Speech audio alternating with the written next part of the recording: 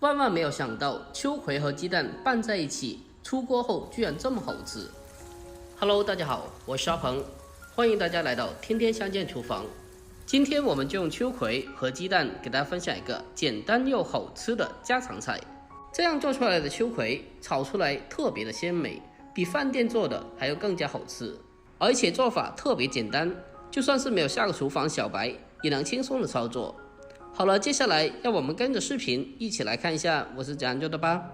首先我们准备半斤左右新鲜的秋葵，我们先给它装进大一点的碗中，然后再往里面添加1勺食盐，还有1大勺的面粉。因为秋葵的上面它有一层毛茸茸的东西，如果不用面粉去清洗的话，是很难将它清洗干净的。如果没有将这一层毛茸茸的东西清洗干净的话，那么吃到嘴里就会有一种喉咙发痒的感觉，所以我们用面粉给它清洗一下就能清洗干净了。而食盐它有杀菌消毒的作用，可以将上面的一些脏东西清洗干净。用手给它不停的搓洗，把上面的一些绒毛和脏东西搓洗下来。我们给它搓洗过一遍之后，接着再往里面添加满清水，再一次的给它清洗一下。我们给它不停的搓洗，把上面的一些面粉和脏东西清理下来。我们在清洗的过程中，最好一个一个的把秋葵单独的搓洗一下，这样的话秋葵就清洗的非常干净了。清洗过后，我们给它控干水分，捞出来，要放在另外干净的大碗中，再次的再往里面添加满清水，然后再次的用手给它搓洗一下，然后再次的用手给它搓洗一下，把上面的一些面粉和脏东西彻底的清洗干净。我们尽可能的将秋葵多淘洗几遍，这样的话秋葵就清洗的特别干净了。把秋葵清洗干净以后，给它控干水分，捞出来，再放进盘中备用。接着我们再准备一些大蒜籽，先用刀给它拍一下，把它拍裂开，然后再把拍过的大蒜改刀切成蒜末。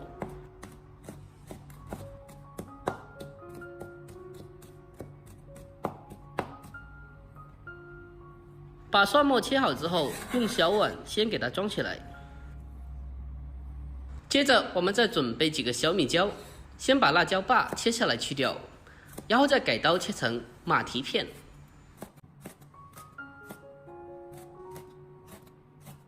把小米椒全部切好之后，先给它装起来备用。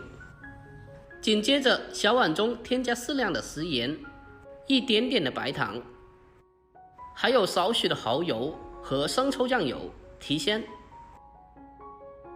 最后再往里面添加少许的淀粉，还有小半碗的清水，再用勺子给它搅拌一下，将它搅拌均匀。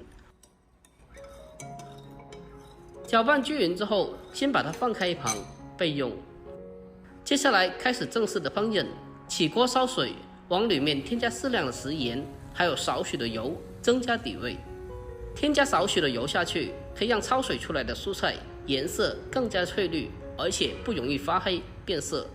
等到锅中的水完全的烧开以后，我们再把秋葵全部的放进锅中，开大火给它焯水一下，用锅铲给它不停的搅动，让里面的秋葵可以均匀的受热成熟。将秋葵焯水的时间大概是2分钟左右，需要把秋葵完全的焯熟。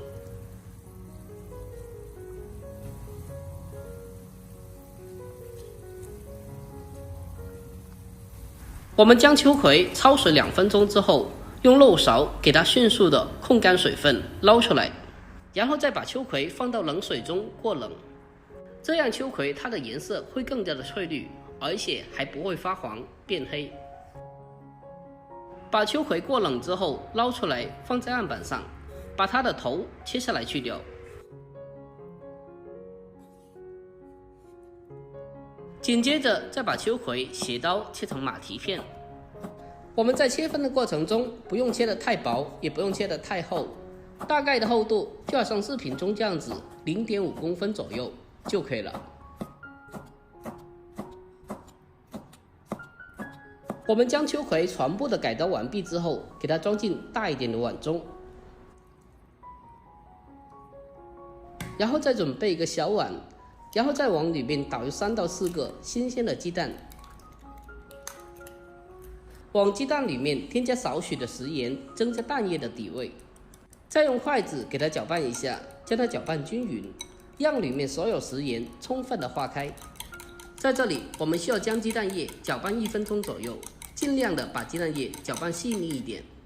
我们将鸡蛋液搅拌均匀之后，再把它添加到秋葵里面，然后再用筷子把它继续的搅拌一下，让里面的秋葵和蛋液充分的融合在一起。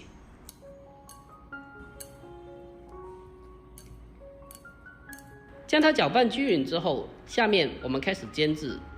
首先往锅里面添加少许的油，把油烧热之后，我们再把秋葵和蛋液倒进锅中。接着我们再用锅铲给它迅速的摊开，让里面的蛋液可以均匀的受热凝固。这时候我们开小火给它煎制一下，等到底下开始凝固定型以后，接着再用锅铲给它翻一下，把上面没有凝固的蛋液翻到底下去，然后再继续的摊开，让蛋液充分的凝固成熟。最后我们再把它翻炒一下，把鸡蛋和秋葵翻炒出香味。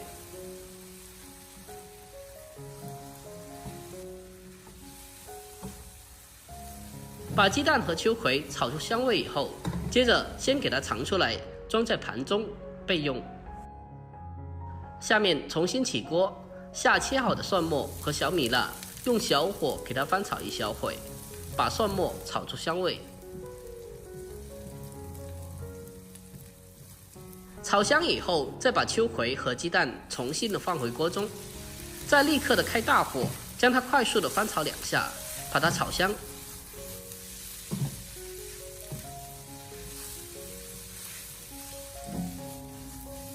等到炒香以后，接着再把提前调好的料汁倒进锅中，然后再继续的开大火，快速翻炒，把料汁翻炒均匀。这样炒出来的秋葵真的是鲜香美味又好吃。最后给它翻炒均匀之后，我们就可以给它盛出来了。就这样，一道鲜香美味、好吃又下饭的秋葵炒鸡蛋就这样做好了。最后关火，给它出锅装盘，就可以美美的开吃啦。这样做的秋葵味道特别的鲜美，比饭店做的还会更加好吃。